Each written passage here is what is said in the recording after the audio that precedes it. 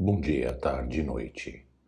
Depois daquele hiato do capítulo 13 ao capítulo 17, a sós com seus discípulos, transmitindo-lhes seus últimos ensinamentos e depois de sua intensa oração, o capítulo 18 retoma a última parte do desenrolar do final da vida pública do ministério de Jesus.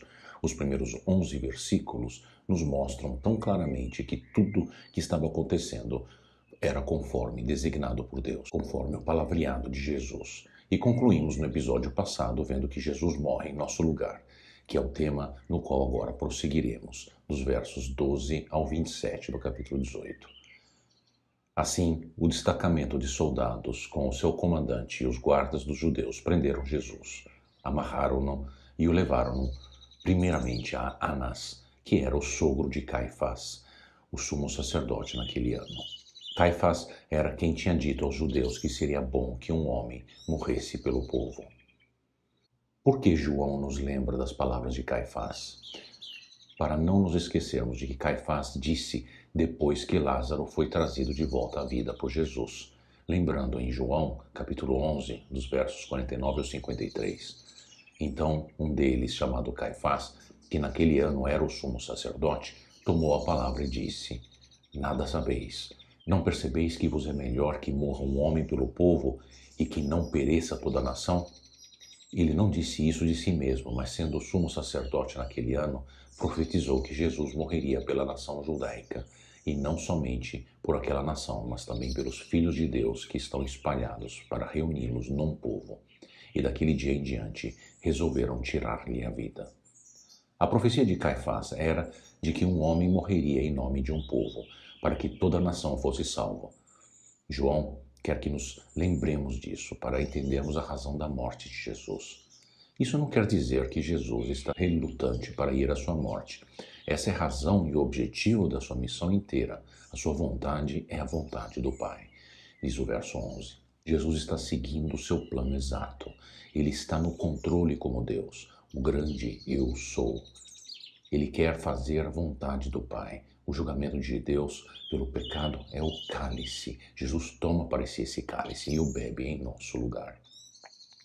A morte de Jesus na cruz é uma demonstração do seu grande amor por nós. João 15:13 disse que ninguém tem maior amor do que aquele que dá sua vida pelos seus amigos. O que a morte de Jesus na cruz alcança? Ele foi o nosso substituto. Ele tomou para si mesmo do julgamento de Deus que nós merecíamos, para que passássemos a ser justificados diante de Deus. Teólogos chamam isso da substituição penal. Jesus levou a punição do julgamento de Deus através de sua morte na cruz, que é a penalidade, em nosso lugar, é substituição. Simão Pedro e o outro discípulo estavam seguindo Jesus. Por ser conhecido do sumo sacerdote, este discípulo entrou com Jesus no pátio da casa do sumo sacerdote. Mas Pedro teve que ficar esperando do lado de fora da porta.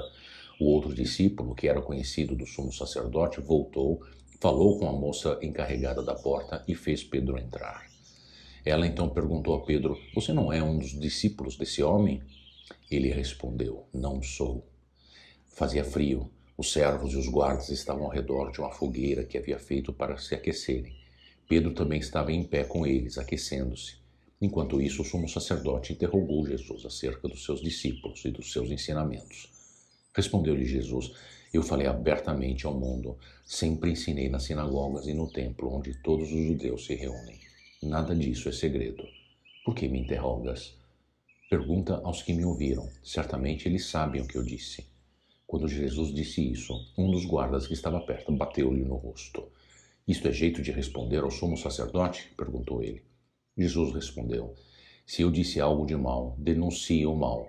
Mas se falei a verdade, por que me bateu? Então Anás enviou Jesus de mãos amarradas a Caifás, o sumo sacerdote.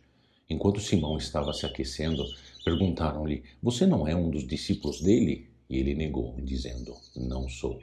Um dos servos do sumo sacerdote, parente do homem cuja orelha Pedro decepara, insistiu: Eu não ouvi com ele no olival? Mais uma vez Pedro negou, e no mesmo instante um galo cantou. A seção que acabamos de ler mostra que Jesus iria morrer como morreu em nosso lugar como substituto. Ela tem estrutura como um sanduíche, duas fatias sobre Pedro e Jesus como recheio. Pedro parece totalmente fraco nessas duas partes. Ele nem consegue encarar uma moça encarregada da porta, nos versos 16 e 17, e nem consegue encarar alguns serventes, depois no verso 25 e 26. O que Pedro faz nas duas partes? Ele nega seu relacionamento com Jesus. Lembre-se de quem Pedro é. Ele é o líder dos discípulos, em João 1. Quando ele é chamado de Cefas, que em aramaico, em grego, significa rocha, seria de se esperar que Pedro, a rocha, fosse mais comprometido de todos. Ele parece totalmente comprometido no capítulo 13, verso 37, quando dizia: Senhor, darei a minha vida por ti. Então o que estamos aprendendo aqui? Vemos que até mesmo Pedro, o mais promissor, compromissado de coração e destemido de todos os discípulos, falha miseravelmente da forma mais humilhante, diante de uma moça servente e de um outro grupo de servos. Esses versos, na verdade, mostram como somos parecidos com Pedro. Constantemente falhamos com Jesus, não somos espiritualmente fortes o suficientes para assumirmos Jesus nas nossas vidas com nossas próprias forças. Vamos olhar novamente para o versículo 18 e 25. Fazia frio. Os servos e os guardas estavam ao redor de uma fogueira que haviam feito para se aquecerem.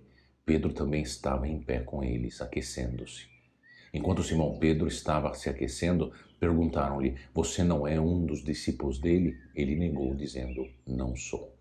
A história poderia muito bem ter omitido os versículos de 19 a 24. Por que então os versículos 19 e 24 estão incluídos aí no meio? Olhe como Jesus é diferente de Pedro. Jesus confronta o sumo sacerdote e os oficiais judeus. Ele permanece o verdadeiro eu sou, aquele predicativo nominativo de Deus. Ele perfeitamente e consistentemente faz a vontade do Pai. Em contraste, Pedro não pode e não vai enfrentar a moça servente ou o grupo de servos. Ao invés disso, ele se aquece no fogo, enquanto seu rei está indo deliberadamente para a morte no seu lugar. Aqui vemos Jesus, o substituto, que faz a boa e perfeita vontade do Pai, assim como eu e você somos chamados a fazer. Deus te abençoe.